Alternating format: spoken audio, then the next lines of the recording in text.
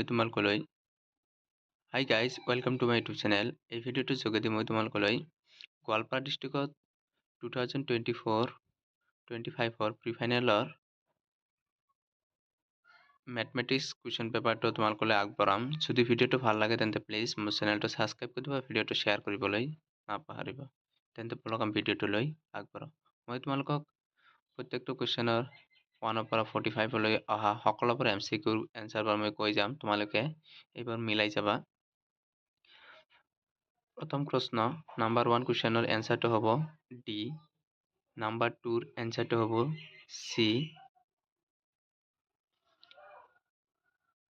তাৰপিছত চোৱা কুৱেশ্যন নং 3, ইয়াত দিছে পাৰমাণৱিক গ্ৰুপ লিখা, ইয়াৰ এনচাৰটো হ'ব এ।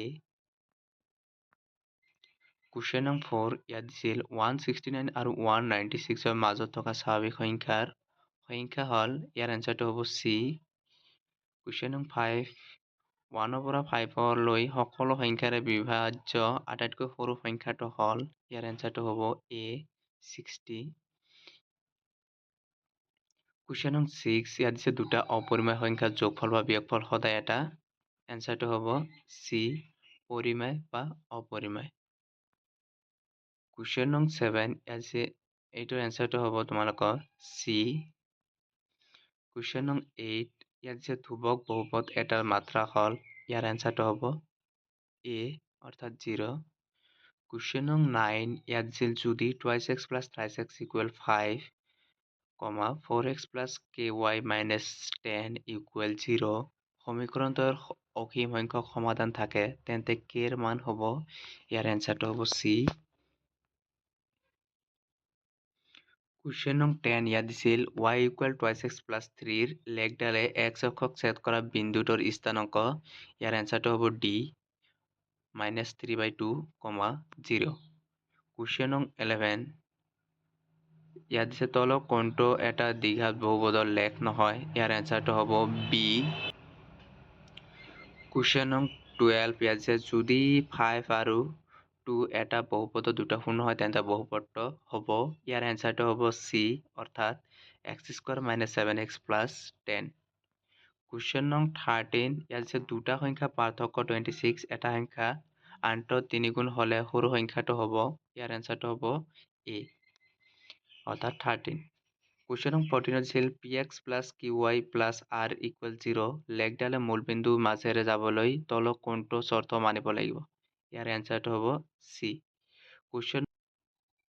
কুৱেশ্যন নং 15, ইয়াত দিছিল bx² + ax + c = 0 b does not equal 0 ৰ বিপৰীতটা হ'ল, ইয়াৰ এনচাৰটো হ'ব চি a² - 4bc।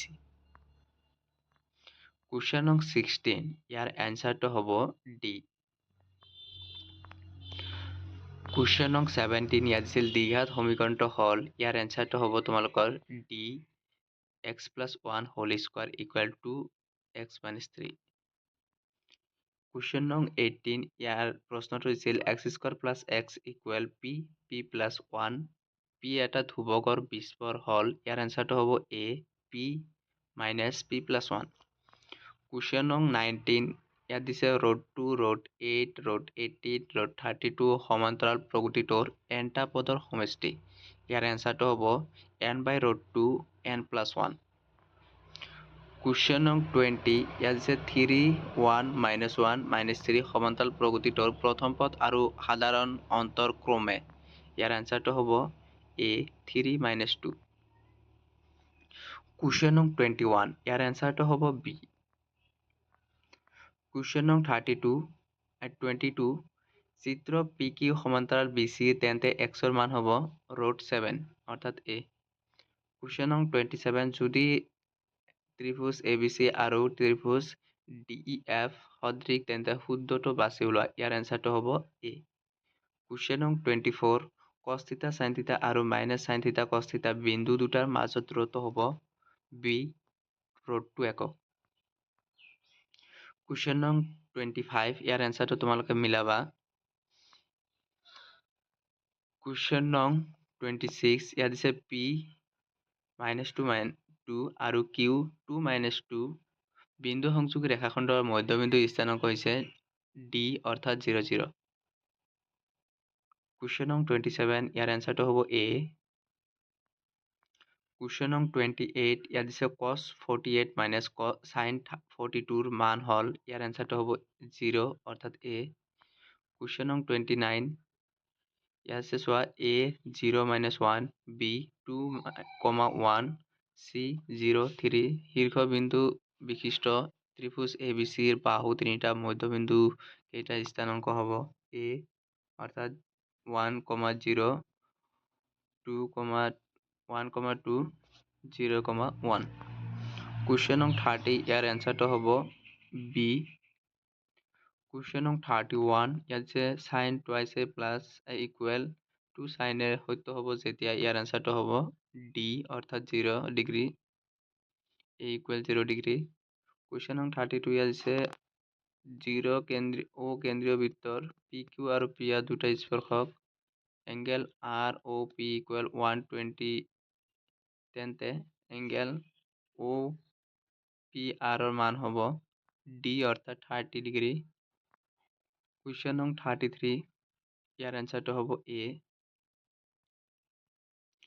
কুৱেশ্যন নং 34 ইয়াৰ এনচাৰটো হ'ব C অৰ্থাৎ 16। কুৱেশ্যন নং 25 ইয়াত আছে যদি R আৰু D ক্ৰমে বৃত্ত এটাৰ ব্যাসাৰ্ধ আৰু ব্যাস হয় তেন্তে সিহঁতৰ মাজৰ সম্পৰ্ক, ইয়াৰ এনচাৰটো হ'ব A অৰ্থাৎ R equal D by 2। Question নং 32 যদি বৃত্ত এটা পৰিসীমা আৰু বৰ্গ এটা পৰিসীমাৰ সাংখ্যিক মান সমান হয় তেনেহ'লে সিহঁতৰ কালিৰ অনুপাত হ'ব A অৰ্থাৎ 14:11। কুৱেশ্যন নং 37 যদি বৃত্ত এটা পৰিসীমা আৰু কালি সাংখ্যিকভাৱে সমান তেন্তে বৃত্তটোৰ ব্যাসাৰ্ধ হ'ব A। কুৱেশ্যন নং 38 ইয়াত দিছে তলৰ কোনটো পৰিমেয় সংখ্যা নহয়, ইয়াৰ এনচাৰটো হ'ব B, C।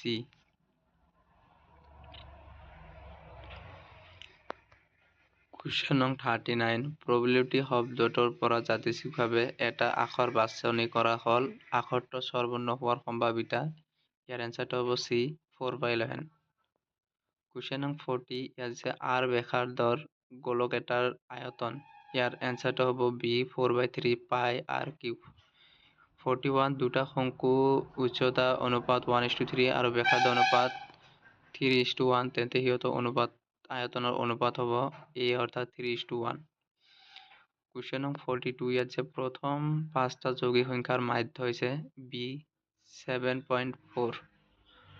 কুৱেশ্যন নং 43 প্ৰাৰম্ভিকতা বিভাজন তালিকা এটা নিম্নসীমা আৰু মধ্যমান ক্ৰমে 25.5 আৰু 30.5 হ'লে উচ্চ সীমা, ইয়াৰ এনচাৰটো হ'ব 35.5 অৰ্থাৎ A।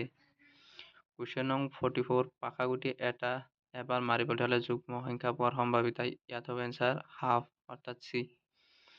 কুৱেশ্যন নং 45 দিছে যদি P of E equal 0.005 তেন্তে ই নহয় সম্ভাৱিতা, এইটো তোমালোকে 1ৰ পৰা মাইনাছ কৰি দিলে পাবা, ইয়াৰ এনচাৰটো হ'ব A অৰ্থাৎ 0.995। বাকীবিলাক প্ৰশ্ন মই তোমালোকক দেখুৱাই যাওঁ, তোমালোকে এইবিলাক কৰিবলৈ চেষ্টা কৰিবা।